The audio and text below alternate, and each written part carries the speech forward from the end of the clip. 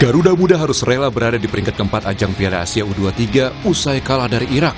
Meski sempat unggul lebih dulu, timnas Indonesia takluk 1-2 di babak extra time. Indonesia unggul lebih dulu menit 19 lewat gol yang diselesaikan Ivar Jenner yang melepaskan sepakan keras dari luar kotak penalti.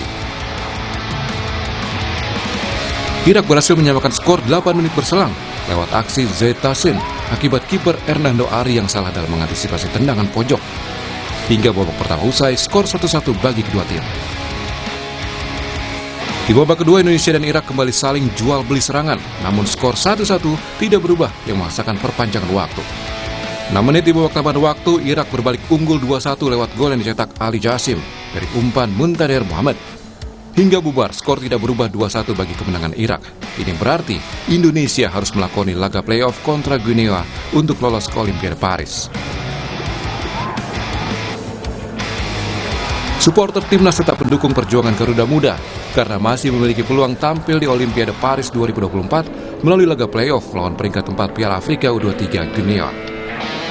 Ini terbukti dengan meriahnya nonton bareng laga Indonesia vs Irak, salah satunya di Stadion Gelora 10 November Surabaya yang dihadiri 10.000 penonton. Ya, mungkin pertandingan ini tensinya sangat tinggi, ya, tapi saya harap di pertandingan selanjutnya Indonesia bisa meraih kemenangan.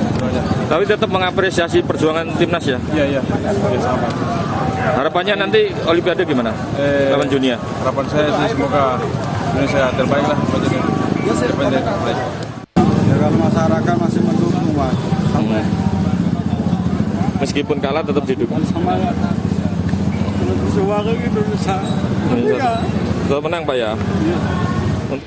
Pecinta sepak bola Indonesia masih berharap bisa menyaksikan timnas U23 berlaga di Olimpiade Paris. Ini bisa terwujud jika menang dalam playoff melawan wakil Afrika, Guinea, dan pertandingannya digelar 9 Mei nanti.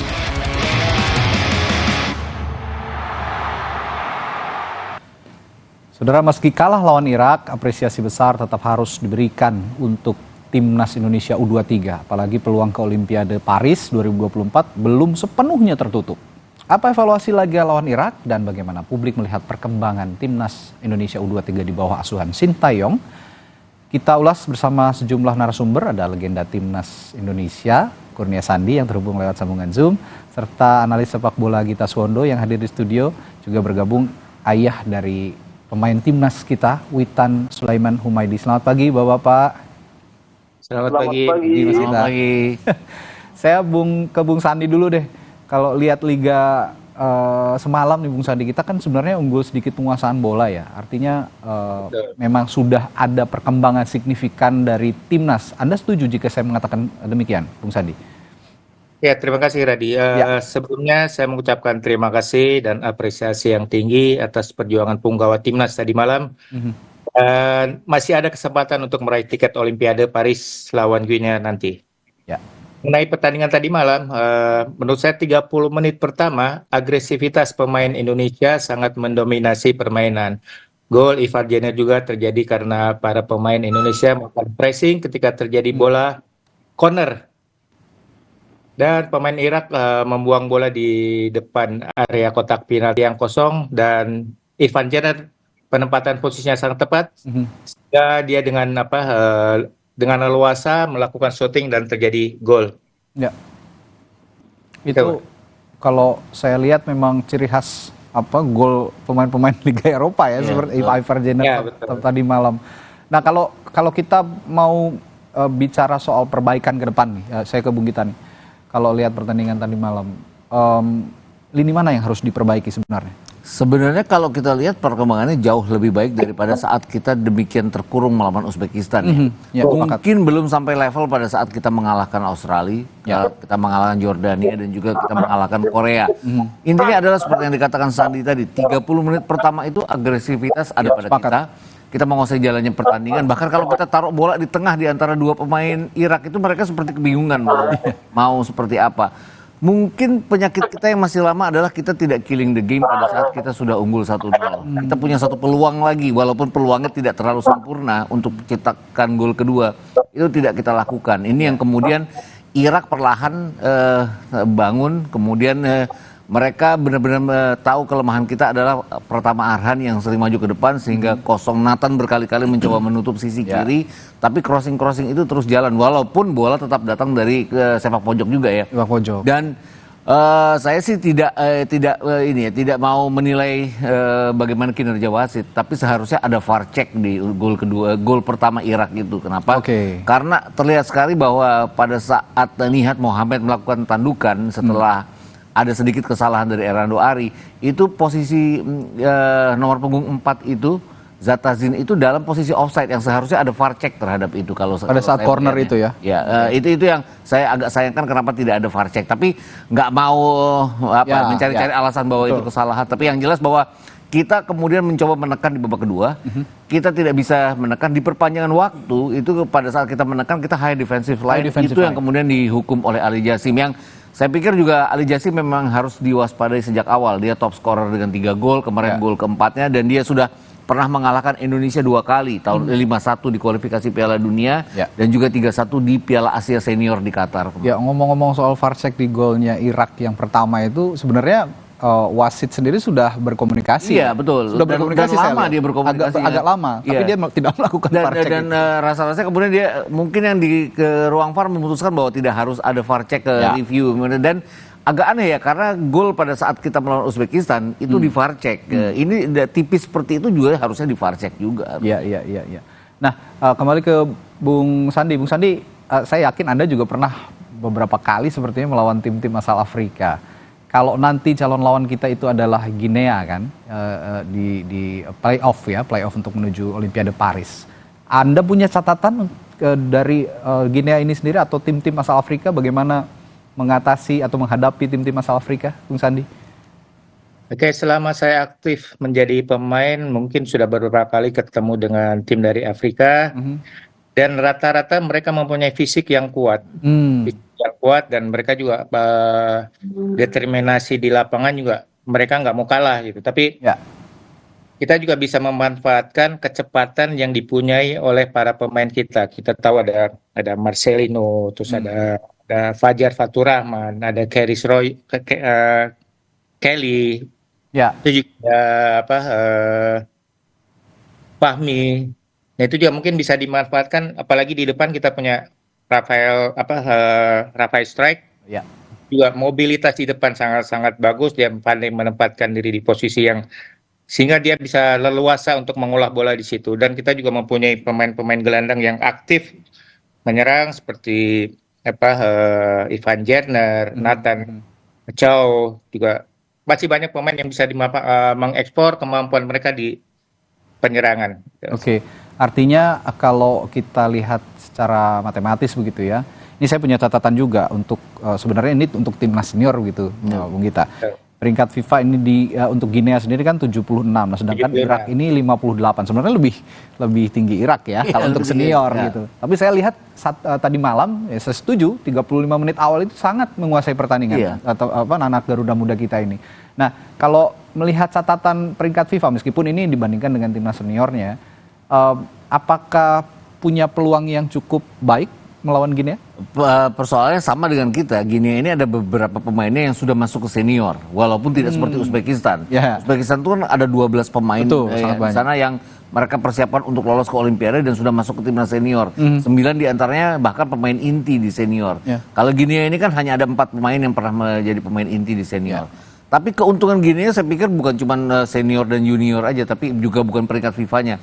Adalah mereka ini kan bekas jajahan Prancis. Mereka banyak sekali yang double citizenship di Prancis. Mereka aklimatasi pasti sudah dilakukan karena mereka sudah lama di Prancis. Ini yang agak sedikit diuntungkan dibandingkan kita. Karena kita kan baru terbang mungkin hari ini ya ke Prancis untuk beradaptasi dengan cepat terhadap udara di sana. Udara di sana ya, karena kadang faktor cuaca juga jadi kendala ya kalau mereka sudah terbiasa gitu. Dan juga tadi yang dikatakan oleh Sandi bahwa fisik pemain-pemain itu luar biasa. Mereka bahkan bisa menahan imbang Mali sebelum kalah adu penalti di perebutan tempat ketiga. Nah, kalau saya melihat kalau Irak ini punya postur yang tinggi begitu besar, tapi speednya tidak terlalu secepat kita kalau saya perhatikan. Tapi kalau Guinea ini sebenarnya agak berbeda. Afrika ini kan kadang-kadang kalau kita lihat Mali di Piala Dunia Under 17 di Solo kemarin kan bagaimana mereka luar biasa sekali kecepatannya. Kurang lebih ini sama karena beberapa pemain Under 17-nya kan sudah main juga di Under 23 mereka. 23. Baik, saya mau ke Pak Humaydi dulu, ini ayahanda dari tim pemain kebanggaan kita Witan. Selamat pagi Pak Humaydi, sehat ya Pak? Selamat pagi, alhamdulillah sehat-sehat. Saya kembali ingin menyemangati Pak, untuk keluarga juga, untuk Witan juga, sampaikan bahwa perjuangan belum berakhir buat Witan. Nah, terakhir komunikasi Bapak dengan Witan gimana Pak tadi malam? Terakhir komunikasi sebelum dia berangkat ke lapangan. Oh, terakhir komunikasi sebelum berangkat ke lapangan. Sempat berkomunikasi apa saja dengan Witan Pak? Cuma dia mohon doa restu, semoga tetap diberikan kesehatan dan diberikan kemenangan. Oke. Setelah pertandingan berarti belum ngobrol lagi ya Pak ya? Iya, belum. Iya. Ini kan Witan sepertinya nanti akan langsung terbang ya, Bung Gita juga ya. Witan dan teman-teman akan langsung terbang ke Perancis begitu untuk melakukan atau mempersiapkan diri melawan Guinea di playoff itu. Ada pesan-pesan Pak untuk Witan pada saat berkomunikasi? Ya, pesan-pesan saya untuk Witan Sulaiman, semoga nanti di Perancis sana dia bisa main dengan bagus dan teman-temannya dan bisa memenangkan pertandingan. Ada saran juga untuk permainan Witan Pak? Kalau saya tadi lihat tadi malam justru sepertinya Witan yang paling militan. Ada di sisi kiri, sisi kanan, di depan, bantu pertahanan juga. Melihat begitu dinamisnya permainan Witan, Pak Humaydi, ada saran lain tapi yang diberikan untuk Witan untuk menghadapi Guinea nanti? Ya, saya sarankan semoga Witan lebih bagus lagi mainnya nanti dan lebih fokus dalam permainan supaya bisa mengalahkan di Prancis nanti. Ya, ini berarti nanti akan setelah ini tetap akan berkomunikasi ya Pak Humaydi ya, nanti meskipun belum selesai pertandingan, belum ngobrol. Biasanya apa sih yang diperbincangkan kalau di luar konteks permainan gitu dengan Witan, Pak Humaydi? Ya, yang biasa dibicarakan ya masalah ini aja, masalah bermain dan masalah permainan sana bagaimana persiapannya akan main gitu aja. Iya, tapi Anda sebagai ayahnya pasti tahu betul satu hal yang bisa sangat menyemangati Witan. Apa itu Pak kira-kira? Ya, itu untuk menyemangati Witan adalah dukungan dari kedua orang tua dan keluarga yang ada di Palu. Iya. Baik, saya kembali ke Bung Sandi. Bung Sandi, kalau lihat pertandingan yang tadi malam kita sudah saksikan bersama, kalau memang ada pemain kunci, menurut Anda pemain kunci mana saja yang bisa diandalkan untuk melawan Guinea nanti? Kita lihat kan tadi malam performanya Iver Jenner, lalu Nathan Chuaon juga punya peran yang cukup sentral. Kalau menurut Anda nanti untuk Guinea masih dengan orang yang sama atau ada alternatif pemain lain yang bisa menjadi pemain kunci? Mengenai formasi tim, saya kira komposisi yang sudah ada ini adalah yang terbaik. Mungkin nanti ada beberapa posisi yang yang bisa digantikan, tapi yang jelas pemain kunci di sektor penjaga gawang sudah pasti ada Hernando di situ. Di depan ada Rafael Strike, di tengah ada Nathan, mungkin ada Ivan Jenner juga. Marcelino, dan rata-rata semua pemain yang dipasang tadi malam bisa menjadi andalan kita untuk melawan Guinea nanti tanggal 9 Mei. Karena sudah disebut Bung Sandi nih, saya sebenarnya punya catatan nih Bung Gita untuk Marcelino Ferdinand tadi malam. Karena sebenarnya jujur saya ngefans juga nih sama Marcelino ini karena punya daya jelajah yang tinggi sama seperti Witan begitu. Tapi tadi malam sepertinya agak sedikit egois. Ada beberapa peluang yang bisa jadi gol sepertinya ya jika dia melakukan passing, tapi tidak dilakukan. Anda punya catatan soal performanya? Ada yang sampai Pratama Arhan ya. Pratama Arhan sampai ada yang mukanya disorot total pada saat Marcelo. Tapi saya pikir juga tugasnya memang kemana-mana ya Marcelo. Gol sehingga dia ambil bola dari bawah. Kemudian tipe pemain seperti ini kan begitu ada peluang dia harus sambar untuk menjadi gol. Ini kenapa pada saat dia keeping kemudian dia langsung shot on target yang harus shot ke gawang kemudian tendangannya melambung, padahal posisi Pratama Arhan yang jauh lebih sempurna untuk bisa melakukan crossing saat itu. Tapi antara egois dan memang itu sudah jadi satu standarnya keharusan dia, ya? suatu keharusan yang saya pikir secara keseluruhan memang ada penurunan permainan dari anak-anak Garuda Muda ya. Kecuali Witan yang masih militan, dan bahkan harus dikatakan saya agak terkejut dengan Witan di turnamen ini ya. Saya selalu meragukan Witan kalau dia dimainkan di kanan, tapi sepanjang turnamen ini bahkan dalam kekalahan melawan Irak sekalipun dia bermain sangat luar biasa. Entah kenapa tadi malam saya melihat juga kita berbicara fisik nih, Bu Gita.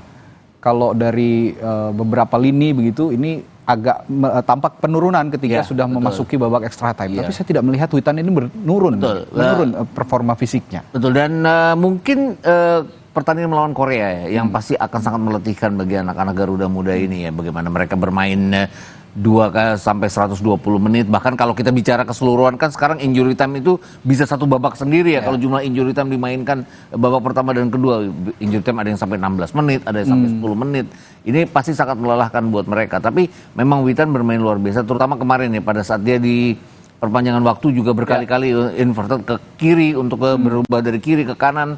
Tapi memang tidak ada peluang terbuka yang benar-benar kita create pada saat babak kedua itu dijalankan. Oke. Kembali ke Bung Sandi. Bung Sandi, tadi kita juga sempat singgung masalah cuaca di Eropa yang sepertinya tidak sama begitu ya dengan cuaca yang berada di dengan negara-negara yang berada di kawasan Asia. Anda punya pengalaman tentu ketika berlaga di Eropa. Apa yang paling Anda waspadai atau paling Anda persiapkan untuk berlaga dengan suhu di Eropa, Bung Sandi? Kalau pengalaman saya masih muda dulu, justru kalau kita yang dari panas ke dingin mungkin tidak terlalu masalah. Oh gitu ya? Ya, kalau yang dari dingin ke panas itu yang masalah. Tapi kita tahu ini kan bulan Mei itu menuju summer ya. Kalau di Italia itu namanya primavera, jadi musim semi. Jadi saya pikir untuk cuaca tidak terlalu masalah, mungkin sekitaran suhu 25 sampai 26 derajat Celcius mungkin. Sudah agak menghangat begitu ya dibandingkan awal tahun. Saya pikir ya buat para pemain timnas tidak banyak masalah. Lagi pula kan banyak pemain juga yang yang bermain di Eropa kayak Marcelino, terus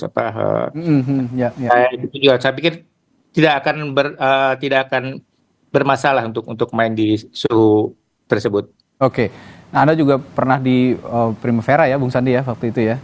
Ya. Ya, nah ini juga penggemblengan fisik yang dilakukan PSV Primavera di Eropa juga sangat terasa manfaatnya pada saat itu ketika ingin menghadapi tim-tim di Eropa. Nah, kalau sekarang menurut Anda untuk ya mungkin ada saran kepada Coach Sintayong untuk melatih fisik anak-anak timnas Garuda Muda kita, apa saja kira-kira Bung Sandi?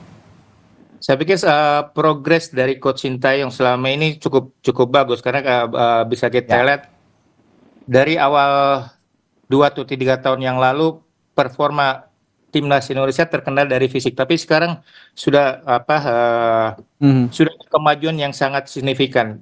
Kita lihat beberapa pertandingan bahkan sampai ke menit 120 pemain Indonesia tampak tidak begitu masalah dengan durasi pertandingan yang lebih lama gitu. Jadi saya pikir ini progres yang bagus dan saya pikir Coach Sintayong lebih paham apa yang dibutuhkan oleh tim Indonesia. Saya sepakat bahwa progresnya sudah sangat luar biasa. Jika kita flashback sedikit gitu ya ke 5 tahun yang lalu lah setidaknya kan tidak berada di posisi sekarang sepertinya ya. 5 tahun lalu kita bahkan di kualifikasi Piala Dunia juru kunci ya. Kita kalah bahkan dari Malaysia, kita kalah dari Thailand, kita kalah dari Vietnam sebelum kemudian Sintayong masuk dan pelan tapi pasti dia memperbaiki semuanya. Fisik yang sangat mengagumkan ya sebenarnya. Lawan Korea itu di perpanjangan waktu itu justru Korea yang seperti mengajak adu penalti ya, bukan kita. Kenapa? Karena fisik mereka yang sudah lelah. Kalau tadi malam fisik pemain kita ada penurunan, Irak pun mengalami hal yang sama. Kenapa? Karena ini jarak pertandingan ke pertandingan di Under 23 ini kan berdekatan sekali ya. Kadang-kadang mereka hanya istirahat 2 hari karena wajarnya masa istirahat itu harus 3 hari pertandingan. Ini kan kadang-kadang 2 hari sudah harus bermain kembali. Ini yang agak meletihkan buat para pemain dan ini sudah pertandingan ke-6 mereka. Jadi ya masalah-masalah seperti ini. Tapi fisik mereka di bawah Sintayong juga saya pikir sangat luar biasa. Jadi memang itu risiko turnamen. Kalau turnamen padat biasanya ya jadwalnya. Ya, saya ke Pak Humaydi. Pak Humaydi, kan tadi juga sempat dibahas nih bagaimana performa fisik Witan yang sangat prima dalam pertandingan tadi malam, bahkan dalam babak tambahan waktu gitu Pak Humaydi. Biasanya untuk menjaga fisik tuh Witan melakukan exercise apa Pak? Atau latihan-latihan apa saja sih Pak? Dia biasanya untuk menambah latihannya mungkin gym dan mungkin bisa kayak lari begitu. Makan juga dijaga ya Pak ya? Nggak sembarang makan gitu Iya. kayaknya ya? Iya, betul sekali. Iya. Ya, karena jelajah Witan tadi malam sangat luar biasa kalau saya lihat, memang performanya paling menonjol gitu. Nah, ngomong-ngomong soal kekompakan tim nih Pak Humaydi, pernah cerita nggak sih sebenarnya di timnas U23 ini, terutama di bawah asuhan pelatih Sinteyong, itu dia paling dekat dengan siapa sih Pak? Dia sih biasanya paling dekat dengan Marcelino. Oh, Marcelino ya. Iya. Dua pemain yang menurut kita Kanan dan kiri. kanan dan kiri yang punya bergantian. daya jelajahnya yang sangat tinggi dan versatile sekali mereka ini ya. Nah, kalau merasa cocok dengan Marcelino begitu, pernah nggak sih Pak main gitu bareng ke rumah gitu? Enggak pernah sih kalau Belum dia pernah, ke Palu, ya. tapi kalau Tapi Iya. Witan selalu cerita kalau ada keluh kesah paling dekat bercerita sama Marcelino gitu kira-kira ya. iya, dia soalnya biasanya satu kamar juga dia Marcelino. Oh, satu kamar juga. Ini juga untuk membangun chemistry penting ya, Bung Gita ya. Kayaknya kalau punya sahabat dalam satu tim gitu ya. Ya mungkin itu ya, dua tipe yang berbeda ya. Satu agak tenang, Marcelino kan agak Ya, agresif lah ya. sedikitnya nyeleneh dan segala macam. Jadi saya pikir cocok juga. Cocok juga ya. Kalau Witan dengan ketenangan yang luar biasa, Marcelino dengan daya jelajah yang akselerasi yang luar biasa juga. Saya kembali ke Bung Sandi. Bung Sandi, Anda punya catatan dengan kiper andalan kita, Hernando Ari. Tadi malam melakukan banyak save yang luar biasa menurut saya. Anda punya catatan khusus terhadap Hernando? Ya, saya akan membahas gol yang terjadi di babak pertama, apalagi gol pertama Irak. Sebenarnya keputusan Hernando untuk keluar meninju bola sudah tepat. Sudah tepat, betul. Sudah tepat. Hanya saja pengenaan bolanya yang kurang sempurna, sehingga bola justru melambung ke atas. Dan di saat yang sama, menurut saya ada di saat yang sama ada pemain Irak yang terjatuh. Ini juga mungkin mempengaruhi pemain pertahanan Indonesia yang mungkin mengira terjadi pelanggaran, sehingga kita bisa lihat 2 atau 3 pemain Indonesia kurang bereaksi dengan bola yang melambung tadi, dan akhirnya Irak mampu memanfaatkan situasi tersebut. Dan di babak kedua juga kalau nggak salah di 15 menit terakhir ada momen ketika Hernando out posisi. Ketika pemain belakang sedang berdua, posisi terlalu maju, dan alhamdulillah waktu itu Nathan mampu menghalau bola sehingga bola terjadi bola corner. Mungkin di pertandingan selanjutnya saya berharap Hernando lebih fokus lagi, bisa fokus lagi, lebih membaca lagi permainan seperti pertandingan sebelumnya. Dan mungkin ini juga menurut saya masih faktor karena kehilangan Rizky Ridho di pertahanan. Karena kan kita tahu selama ini koordinasi komunikasi antara Hernando dan Rizky Ridho sangat solid. Mereka saling melengkapi, saling menutupi. Dan mungkin kita nggak tahu di pertandingan babak playoff nanti Rizky Ridho bisa dimainkan atau enggak, atau ada pemutihan kartu, kita juga nggak tahu. Tapi kita berharap komposisi pemain nanti adalah yang terbaik untuk bisa meloloskan Indonesia ke Olimpiade Paris 2024 nanti. Saya juga tertarik untuk membahas ini bersama Bung Gita nih, posisinya Rizky Ridho yang begitu sentral sepertinya. Tampak sekali ya agak sedikit kehilangan keseimbangan di lini belakang begitu ya Rizky Ridho ini. Tapi kita akan bahas dulu nanti setelah jeda ya Bung Gita. Kita harus jeda dulu. Tetaplah bersama kami di Sapa Indonesia Pagi, kami segera kembali.